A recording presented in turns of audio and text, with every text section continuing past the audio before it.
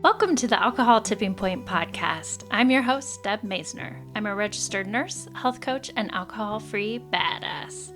I have found that there's more than one way to address drinking. If you've ever asked yourself if drinking is taking more than it's giving, or if you've found that you're drinking more than usual, you may have reached your own alcohol tipping point. The Alcohol Tipping Point is a podcast for you to find tips, tools, and thoughts to change your drinking. Whether you're ready to quit forever or a week, this is the place for you. You are not stuck and you can change. Let's get started. Thanks for listening today to this special episode of the Alcohol Tipping Point. This one is a little more, what I like to call a woo episode, because coming from healthcare and nursing, I have a real science background. And I recognize that a lot of people are looking for alternative ways to heal and change their drinking. So I had the opportunity to talk to Alysa Rushton. She is a sound healer and a reiki master. She calls herself an energy intuitive.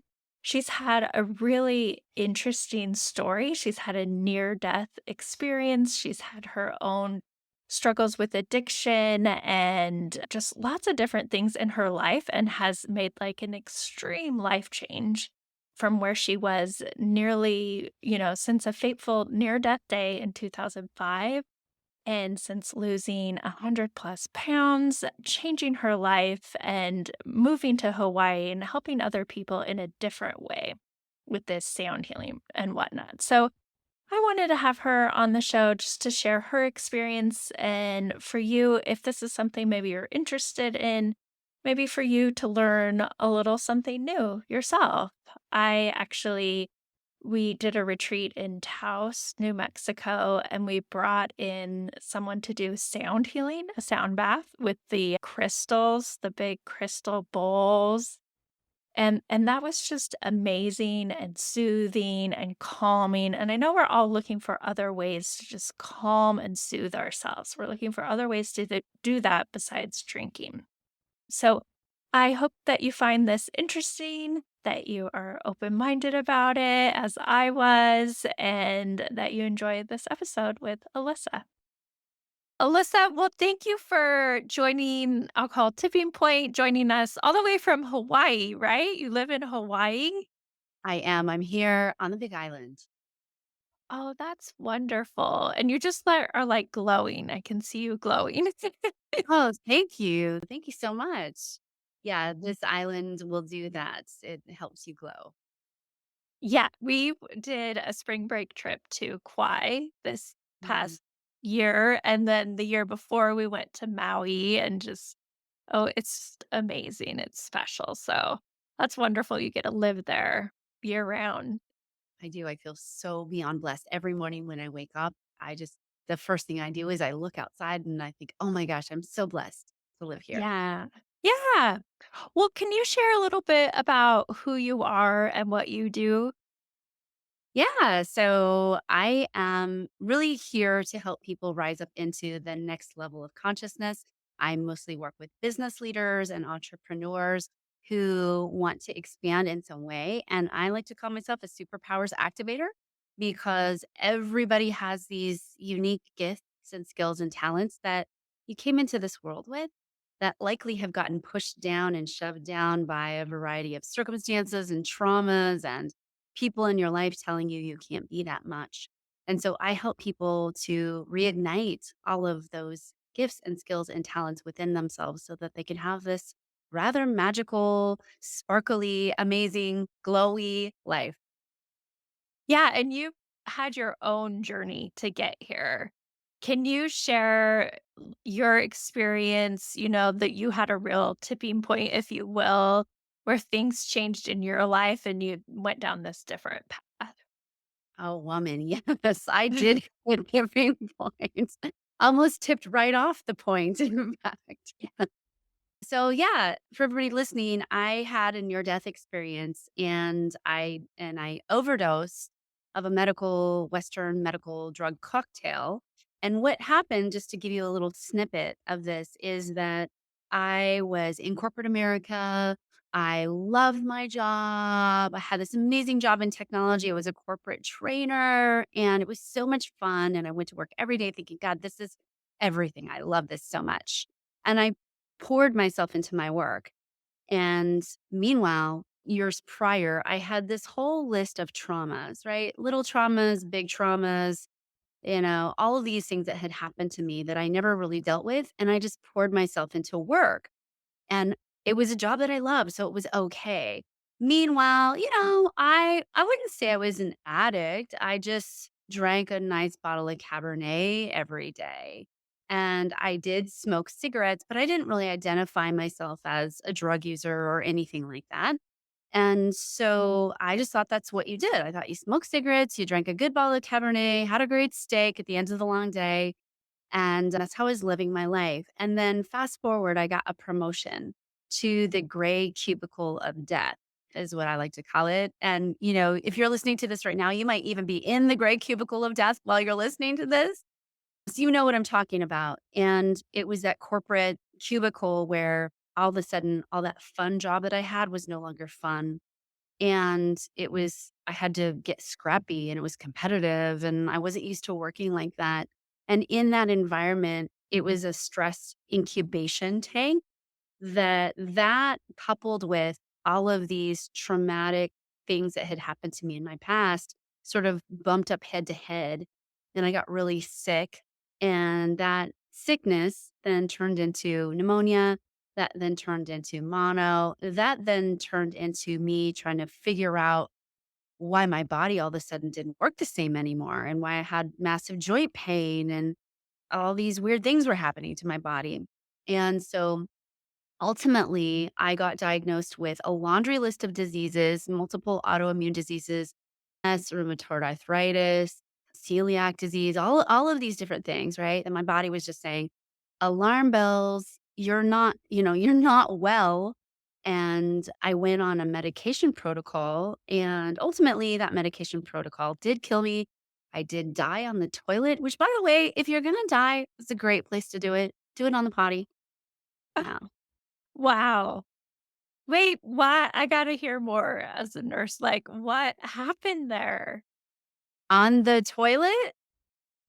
Just like, so you got to the point where you overdosed on too many meds, and still were you like drinking and taking meds? Were you on like opioids too? Yeah, so let me just back up for you and everybody else. So at the time I went on all this protocol, I got a PIC line installed in my arm. So let's talk, advanced treatment protocols here, right? So I got a PIC line in my arm. I'm starting to go downhill. I'm on 28 different medications. I gained during this time about 100 or more pounds. So I went from somebody who couldn't even hold on to weight to I at one point tipped the scales. Talk about the tipping point. I was tipping my personal scales at 240 pounds, and that's a lot of weight for me personally. And at one point through this medication journey, they had me on end of life pain management. So think fentanyl suckers, fentanyl patches, in addition to like massive daily doses of huge amounts of antibiotics and everything to kill everything inside my body. The treatment protocol was kill everything inside Alyssa's body. And you asked a funny question. You said, "Were you still drinking and smoking?"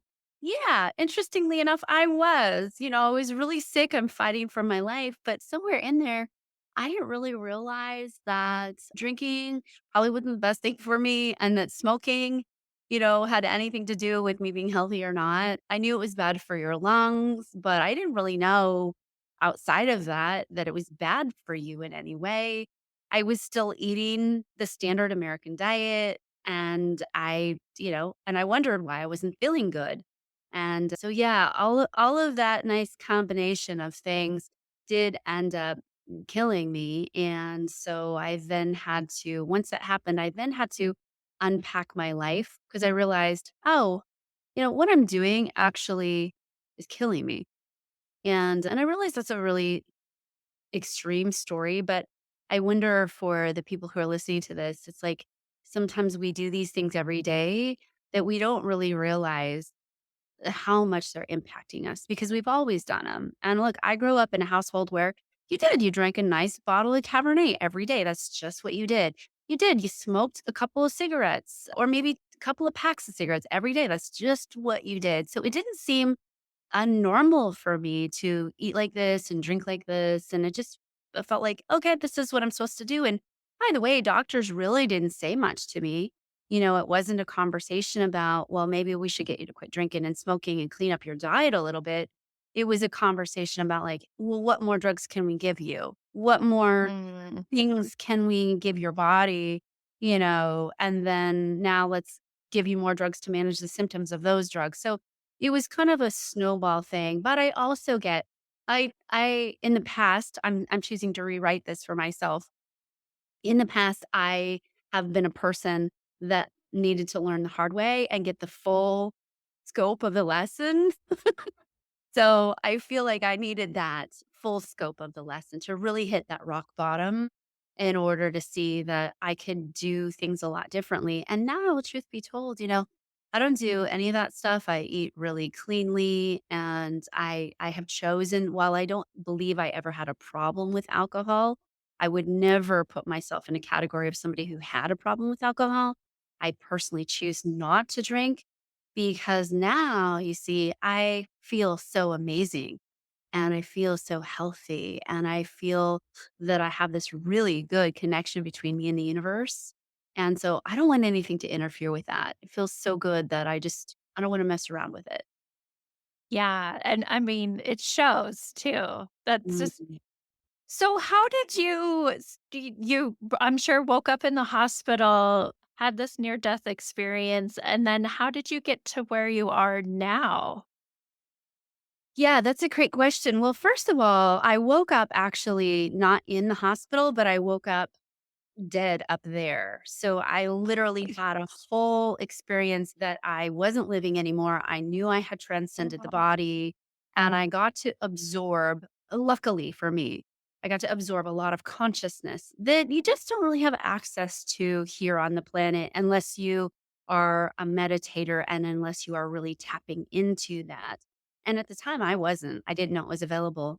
So what happened to me on the other side was I got to get a whole bunch of downloads, so to speak, about how to heal my body, about things I could do to heal and things I needed to do to heal. And so I was able to get that download. And I also think it was a nice reset button for me.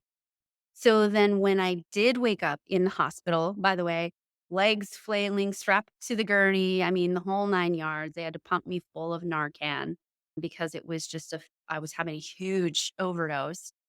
And I realized, oh yeah, I've got to do this differently. So I got the downloads from the other side. And literally the next day, I started to change my life. And it really started with there was a man's voice that was in my head, and I didn't know who it was until years later. It was a man named Emile Pouillet, and you can Google him, you can look him up on YouTube. And this voice of Emile was in my head, and it was saying, I'm getting better and better every day in every way. And this voice was just in my head, and it must have said this phrase over 1,000 times in an hour. And I'm thinking, God, whose voice is this? I probably have gotten a little, brain damage from being out for so long, right? And, I'm thinking, oh, I may have lost my mind. But I now realize that I was getting this incredible download, a reprogramming of sorts that I was getting reprogrammed in my body to know that I could get better and better every day in every way. And so it started there. And, you got to remember at the time, I'm 240 pounds. I'm in a walker to get around. I'm wearing diapers. I mean, I'm pretty much a mess of a human being. And I couldn't really read because the words would just jumble on the page. And so I thought, well, if I'm going to try to get my brain back, I'm going to try to listen to audio tapes. So I go to the my husband takes me to the audiobook store, the bookstore, and I go to the audiobook section. And all of a sudden, this book flies off the shelf, almost as if someone had just pushed it off at me.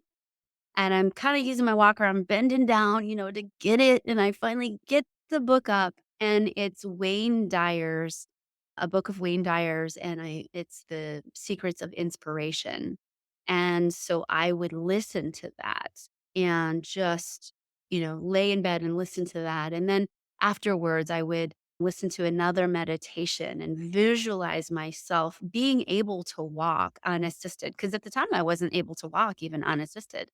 So I would just lie in bed, visualize myself, imagine myself being able to do all these things. And wouldn't you know it, pretty soon my body started to come into alignment with that and was able to start walking and moving. I then hired a health coach who said to me, "Do you think you might have some problems with gluten and dairy?" And I said, "Oh, no, I've been eating those things all my life. What are you talking about?" She said, "Yeah, I know you have, but also look at you. You're in trouble. And so, would you be willing to experiment with taking them out?" And I did. And she had me make smoothies and juices. And here's the thing, there was something about her. Her name was Shelly. And I remember meeting with Shelly for the first time, and she had that glow and that sparkle in her eyes. And she was just so alive. And I thought, I don't know what that woman's doing, but whatever she tells me to do, I'm going to do it because I want what she has. And so anything Shelly would tell me to do, I would just do it full force, full in. And wouldn't you know, it worked. It works. So the dietary cleanup stuff, the visualization, the meditation, and then I started to incorporate sound, because one of the things I heard on the other side was you have to incorporate sound frequency in order to change your body, that we are actually sound frequency. In When you put sound frequency, you could actually YouTube this, you can look up cymatics, it's Cymatics, cymatics, and it's the science of how sound changes matter. And so if we are listening to sound frequencies that are disharmonious, it changes our frequency. And you got to remember, we're sitting in front of computers all day. There's a frequency coming out of that. There's frequency coming out of people's voices and electronics. And it's possibly rearranging our cells in a very disharmonious way. So, what I learned on the other side is the particular sound frequencies that we want to use for optimal cell health and wellness and rejuvenation. And I literally look younger now and better now than in 2005 when I died. I was 30, and now I'm 40, almost 49 this year. And so, I'm at my fittest ever. I'm at my healthiest ever. And it's really amazing what sound frequency can do to the actual cells in your body, the mitochondria. It actually lengthen, it can show to lengthen your telomeres, which tells your cells how to age, right? So we can do all that through the science of sound. And it's pretty profound. So, in a nutshell, it took me a long time. It didn't happen overnight to go from 240 pounds and in a walker and in diapers to the human being that you're seeing here before you. It took about 5 years in total of a lot of really deep, hard work and a lot of reworking, parts of me that did want to smoke the cigarettes, and parts of me that did want to drink the drinks, and parts of me that did want to eat the donuts. Listen, I love a Long John. I'll be honest with you. I've got the chocolate frosting. I mean, who doesn't love that? Raspberry pie. I mean, come on. That's funny. Well, that is amazing.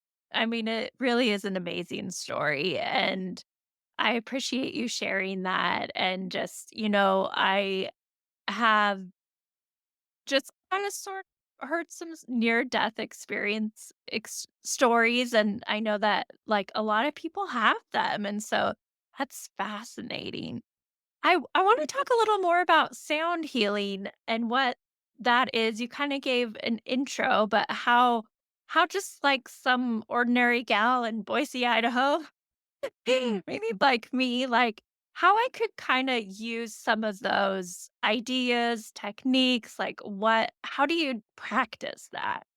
That's a great question. So, one of the favorite frequencies I have is the 528 megahertz frequency. There's a lot of science around this frequency. In a petri dish under a microscope, it's actually shown to repair DNA. So, literally, a quick search on YouTube, you can search 528 megahertz frequency and be given a whole host of beautiful things to listen to. And ultimately, it runs the carrier wave of 528 megahertz. And or hertz, not megahertz. And that works on your DNA to start to create a repair process that's in place. So, what I like to tell people how to get started is one, find a frequency that really resonates with you. 528 is sort of great for everyone. If you are dealing with a lot of trauma or you have a lot of fear, you actually will probably do better with the lower frequencies like 128 Hmm. or the 200 range that'll actually work better on your system. 198 is really great for that. And again, a quick YouTube search will find you all of this. I have music on my site as well in my membership site, but literally YouTube's such a great resource and it's free. Go there. And what I love to tell people to do is grab some headphones because frequency is best when you get it in both ears and lie in the grass or someplace in nature, because that's something else that I was shown on the other side is that we're so disconnected from our charging station. And if you think about your phone, you disconnect this phone from its charging station, it's going to start to not work well, especially when the battery gets really low, right? And we as human beings need particular nutrients that are only found in the soil. And we need energies that are only found on the earth. If you took an astronaut and you put that astronaut into space, they actually start to not do very well. Their health gets impacted because we need the magnetics and energy frequencies of this planet. So, what I love to have people do is actually lie down on the ground for 30 minutes. Think of it as your you time, your recharging time. Put a frequency in like 528 or 198, and you will feel like a vastly different human being. Put a blanket and just relax. And you're going to actually have a whole new sense of peace and calm. And interestingly enough, I work with clients all over the globe and they will tell me that they start to get downloads, insights, knowings. They'll be able to work out problems that they were trying to figure out and couldn't get the answer to. But all of a sudden, here they are relaxed or in nature, and bam, here comes an answer that's even better than they could imagine. Now, from an intellectual perspective, that's what Einstein used to do. He didn't try to figure anything out much in his head. He would literally go relax on his couch and get into alpha brainwave state. And so that's what you're doing when you're outside in the grass or in nature. You're getting into the alpha brainwave state. And then you're adding in those frequencies that are telling the body, okay, body, we can repair. And that's what most people are missing today. They're missing those natural repair processes that happen in the mitochondria and in the DNA. And we're bypassing that because we're not working with the natural rhythms of nature.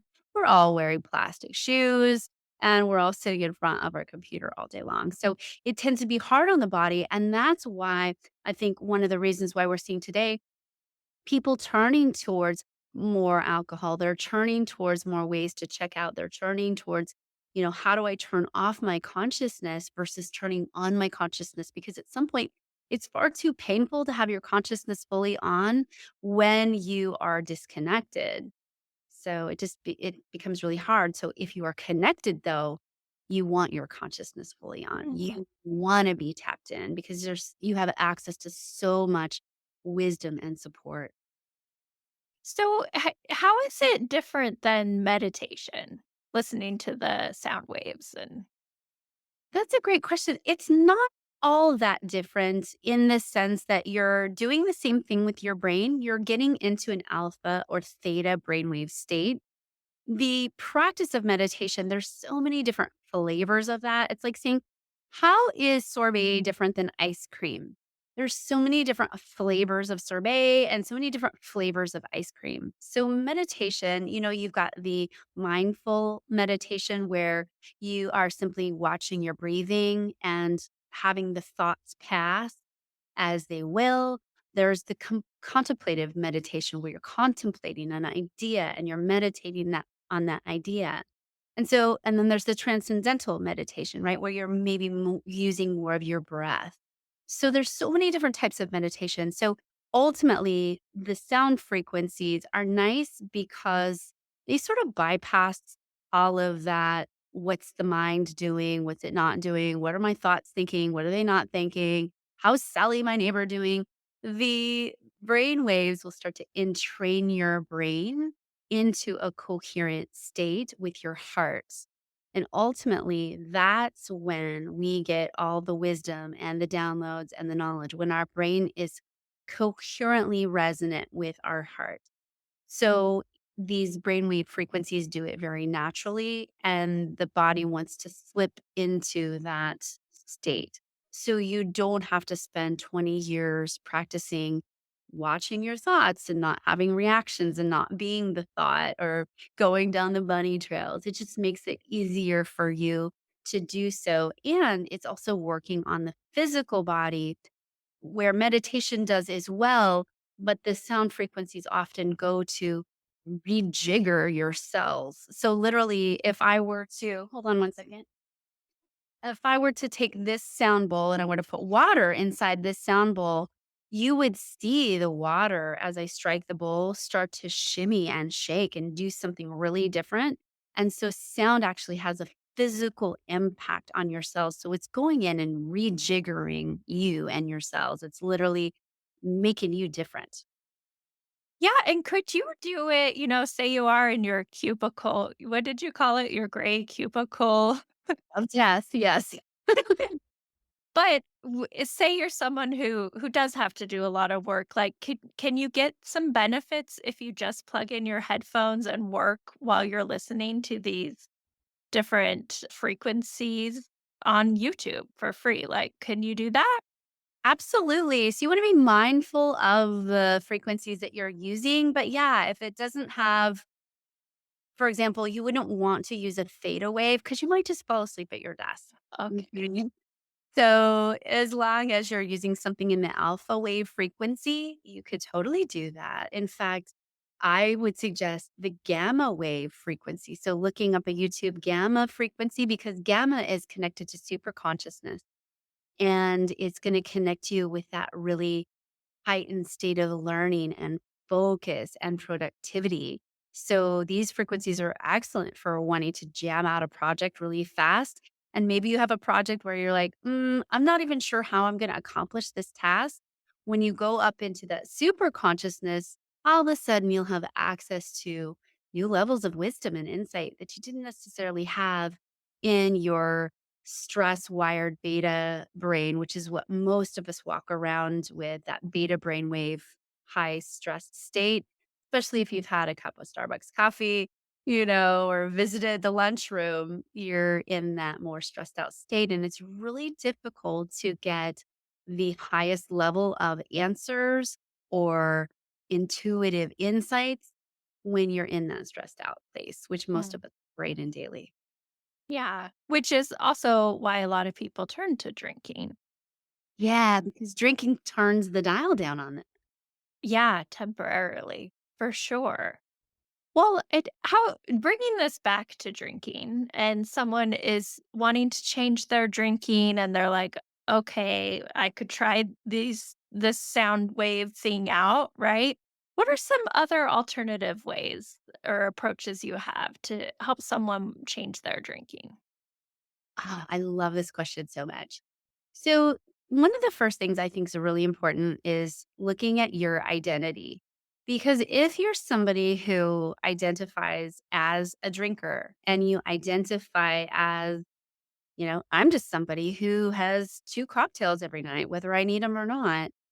If you try to approach things on a physical, practical level and you try to create change there, your natural default is going to be to default back to your identity.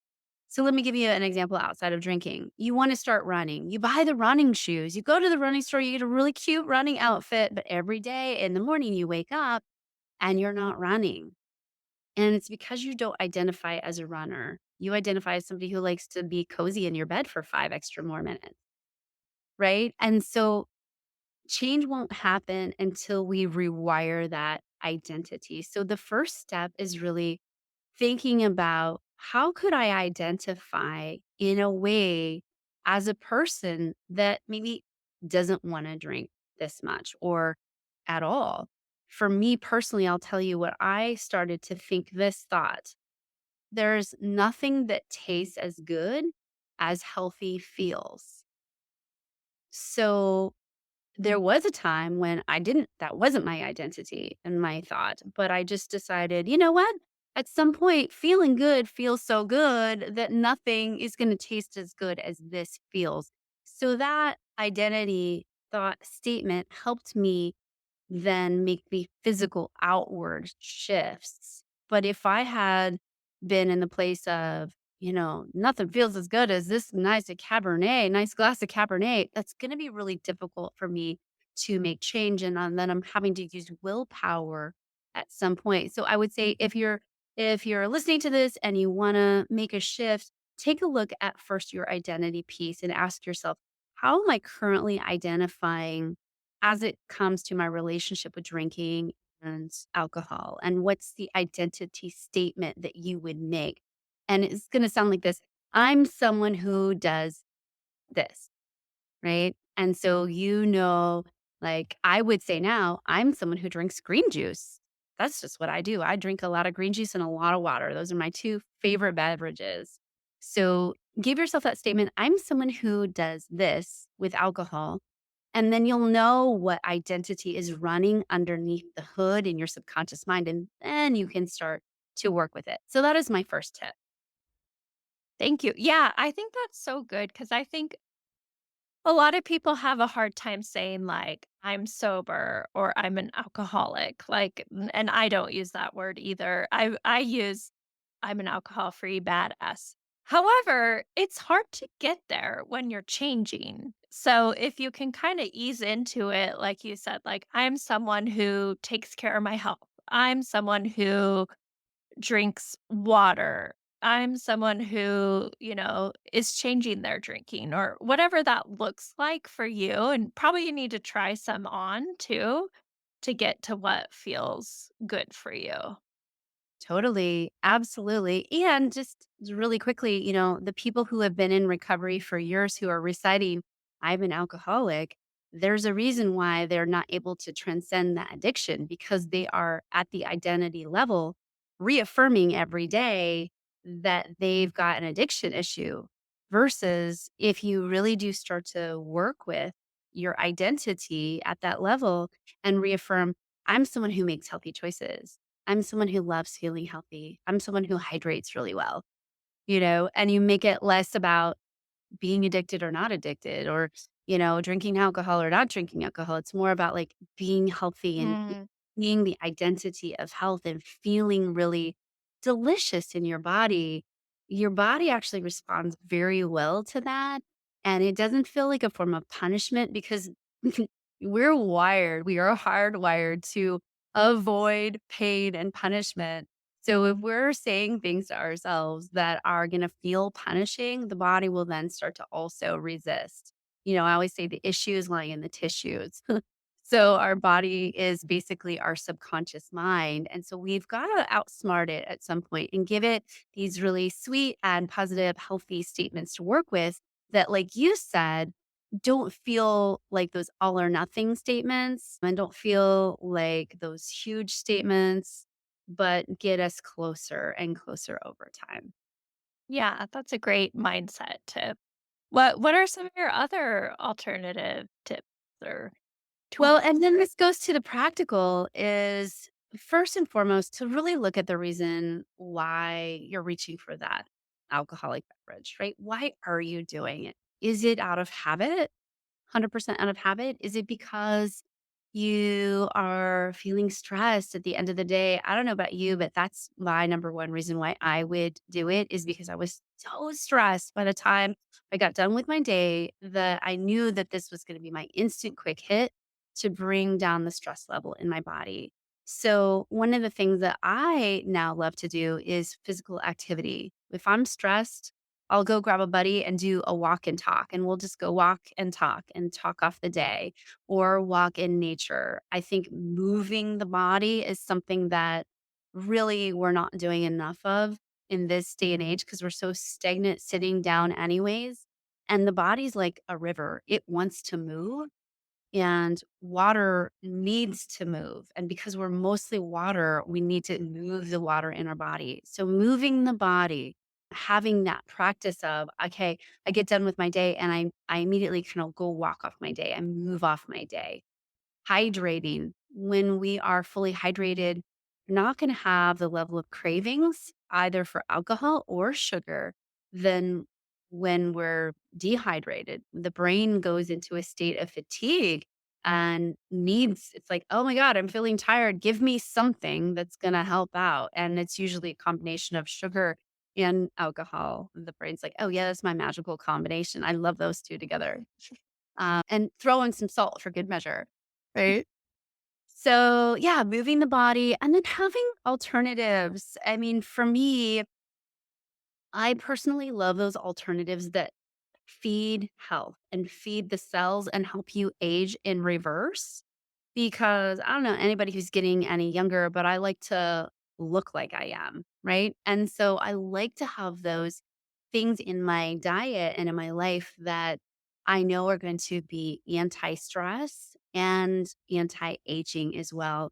So sometimes that's a really great cocktail. There's some products that I just love by a Hawaiian guy, but you can get them all over America and possibly the globe. And one of them is called a Chi Tonic, and it's a formulation of adaptogenic herbs that help your body support during times of stress. So make yourself a little herbal tonic, have that as a beverage to not only nourish yourself, but calm the stress down because we still need ways to get rid of the stress that don't alter our consciousness. And I think for me, that's the biggest part about alcohol is ultimately alcohol alters your consciousness and people do and act very differently when their consciousness is altered. And there's really something to be said for rising up into your full consciousness because you can really have a different life. Mhm. Yeah, those are lovely. What do you think are some top foods that you would recommend? Ew, top foods. This is funny because everybody's so uniquely different. I call people bio individuals, right? So just like your favorite flavor of ice cream is going to be different than mine, what nourishes your body is going to be different than what nourishes my body. So in general, we do know that people need a lot more leafy greens and vegetables than they are getting. And what's funny when I talk to people about that is a lot of people will say, I don't really like them. And so part of it is getting yourself to a place where you're involved in your food and you're actually making healthy meals and you're, you know, invested in a lifestyle basically that nourishes you and supports you. For some people, this might just mean making a fresh salad and a piece of healthy protein. And for other people, it might be making a 7 course raw foods meal. But ultimately, it's about, each person finding that way to tap in to the life that's in the food. And I think for many of us, we're so disconnected from our food system and food preparation even. I know many moms that their whole lifestyle is driving through the drive-through and getting the food to feed the kids so that they can get to the 5 soccer games that they have that night. Right? And so we're so disconnected from our whole food system that then all of that kind of goes and lowers also our consciousness. Because when we're not eating high vibration foods, when we're eating foods that are factory processed and filled with a lot of chemicals that they don't even have to tell us about, it goes to dampen us and dampen our cells and how they operate and creates, unfortunately, a lot of disease and not feeling good. So, what we want to try to do is take that ownership back for ourselves and take that responsibility back and if you can start to take responsibility back for a couple meals a week and make them and have fun and joyful preparation in the kitchen and chopping, turn on some music or involve the family, get everybody in there, having it be a fun, joyful event, and then eat this beautiful meal that's fresh and tasty and good. That really helps to offlet the stress. But here's the other thing, your body will be less stressed when it's getting high vibration nutrients. So your body feels a lot of stress when it's eating foods that are not filled with nutrients, that are more factory processed or I used to be a boxitarian. I mean, you know what I'm talking about, right?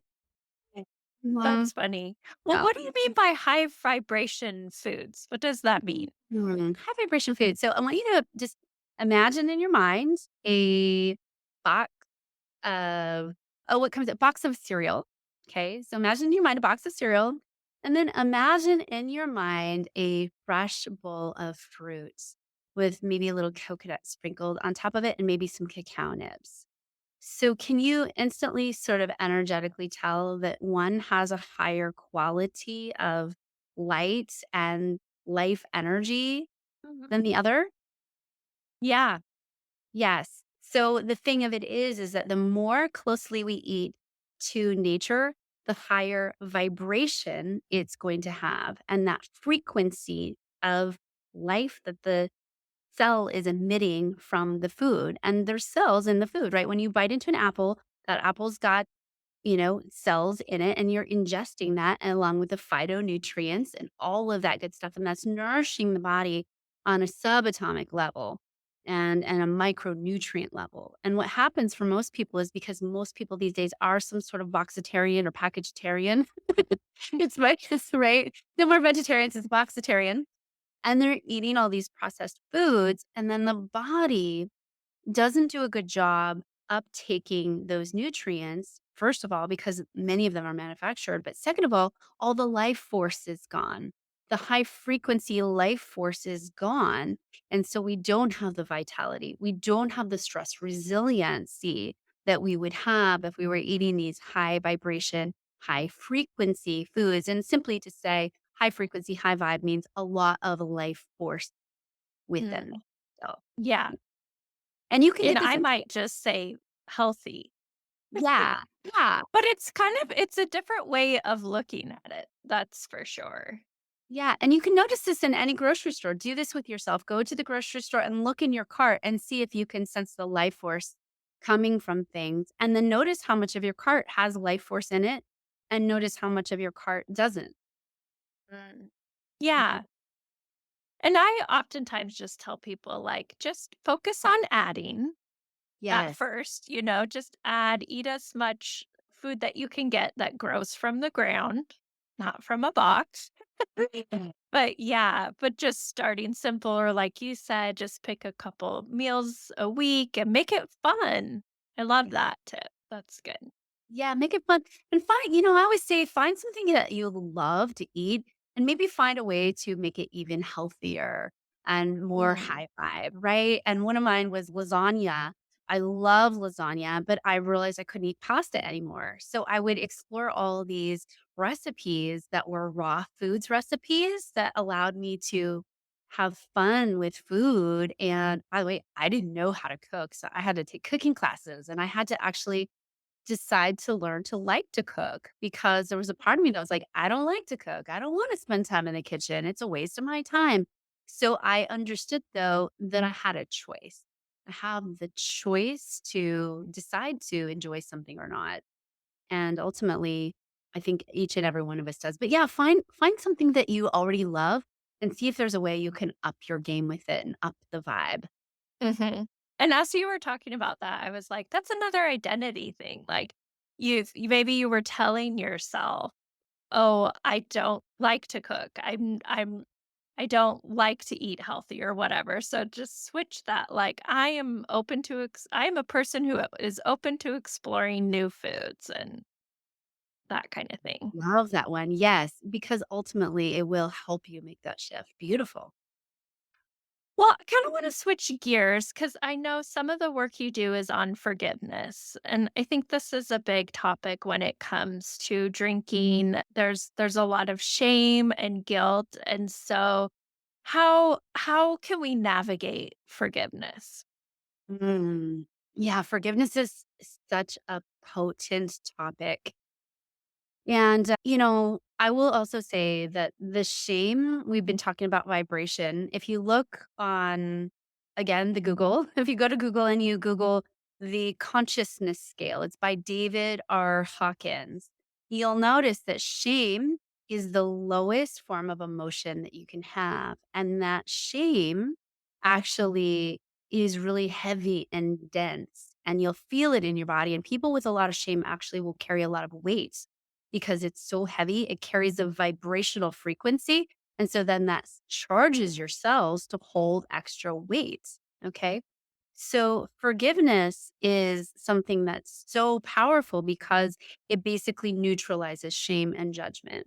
So there's a process that I teach, and I didn't come up with this process. I learned it from Joe Vitale first. And then when I moved to Hawaii, I relearned it in a whole new way.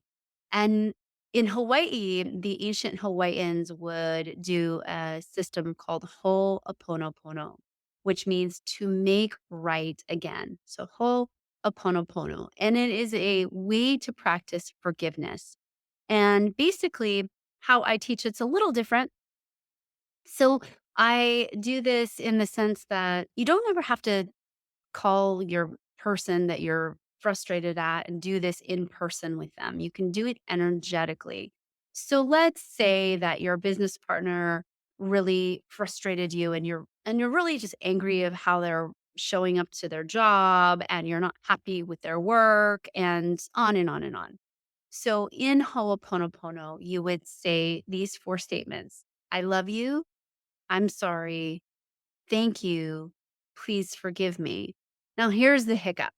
You might go, well, why am I saying, please forgive me? They're the one who's messing things up. They're the ones who are not showing up to work in the way that they should. They're the ones who are not being professional. They're the ones. And what we're trained to do is we're trained to point the finger outside of us. It's them over there that are making me feel this way. So the idea with Ho'oponopono is I'm taking responsibility for my side of things. I'm happening to have a program that's projecting itself outward and showing me this behavior, this event, this whatever it happens to be. Okay. And so it requires you to basically look at yourself like a movie theater. If you went into the movie theater and you were sitting down watching the movie, and at first you really liked the movie, and then all of a sudden it got scary and you didn't like it. It was a lot of stuff that you didn't want to see. You wouldn't go up and cut up the movie screen. You would not do that if you didn't want to see that. You would instead maybe go back to the movie projector and take out that scary part out of the movie projector movie that's being projected. And so the idea is that we are the projector of our lives. Our consciousness is projecting outward. And so if we go in, we can energetically work to offer forgiveness of this energy that's being projected so that it gets cleaned up basically, if that makes sense. So it sounds a little something like this. Let's just say my business partner's name's Joe. I don't like how Joe's been showing up. Joe's been just really letting the workload down. I'm going to say, Joe, I love you. Thank you for showing me that I've been running a program of not taking responsibility for work and not being a great colleague. Please forgive me and know that I'm deleting this program now. And what that starts to do when you say that, I love you, I'm sorry, thank you, please forgive me, is it starts to actually soften the energy. It stops any judgment, blame, or shame. And it starts to clean. It acts like a cleaner in your system. Well, let's say you've done something personally that you're not proud of. Maybe you were out one night and maybe you had too many drinks, and maybe you were a little handsy with a coworker that you didn't want to be. and you are shaming yourself about that. So you could say, Alyssa, I love you. Thank you for showing me running the program of having bad boundaries and not showing up as the person that I want to be. Please forgive me and know that I'm deleting it now. And you're just going to continue to do that and do that and do that until you inside feel a shift. You'll feel it. You'll feel lighter and brighter. And that's when you know you can stop the process. It's also great for anything you're ruminating on. It's really easy to ruminate on something, especially stuff that you personally have done or other people have done to you or around you. So if you're ever ruminating this technique of I love you, I'm sorry, thank you, please forgive me, and insert the program that you would have to be running in order to see this as the movie projector, right? If it's bad driving, if it's, you're out driving, do it while you're driving. By the way, expect to see the roads open up for you because this energy is an energetic that opens energy. It doesn't close it down. So you're going to expect to see this feeling of lightness, of brightness, of drivers behaving a little bit differently. Because the thing of it is, when you change what's on the inside, the outside world changes. If we expect to change everything on the outside of us, nothing ever changes. And that's the big secret to life. It's an inside job. Yeah, and I think that's really empowering too. Like, you have the power to change how you feel, what you say, what you do. You don't have to move, you don't have to change jobs, you don't like, you have the power within you. Yes. And to your point, how many people have I seen change jobs like this boss is a total jerk. I can't believe them. They never appreciate me for what I do. They change jobs. The same boss that's a total jerk. Their name is different now, but they're dealing with the same issues. And we think that changing those outer circumstances is going to change, but we keep looping back to the same patterns and to the same boss in a different human suit and to the same partners. And ultimately, that's your sign and signal that it's the inside work that's going to make that shift and change. Mhm. Yeah. Well, thank you. Is there anything else you would say to people who are listening to this show and they're struggling with drinking? Yeah, well, first off, I've been there too, and you're not alone. It's drinking is something that has been instilled in our history as a means to relax and chill out and check out. And to give yourself the understanding that you're in the process of breaking a rather long cycle of checking out and dampening down the consciousness. And I suspect your listeners listening to this are ready to tune up the dial on their consciousness. I suspect that they are ready to take things to a new level of awareness. And what's really amazing is that when you decide to release alcohol in whatever way feels right for you, you will notice that you have more access. You have more connection to source energy, whether you call it God or Jesus or Buddha or whatever, or maybe you don't call it anything at all. Maybe you call it nature. You'll notice that you're more connected. You'll notice that your life starts to operate even more easily. You'll notice that you get opportunities for healing and growth and evolution that you might not necessarily have when you're reliant on a substance to keep you in that place of calm. And does it require a bit of work? Yes. Is it worth it? Absolutely.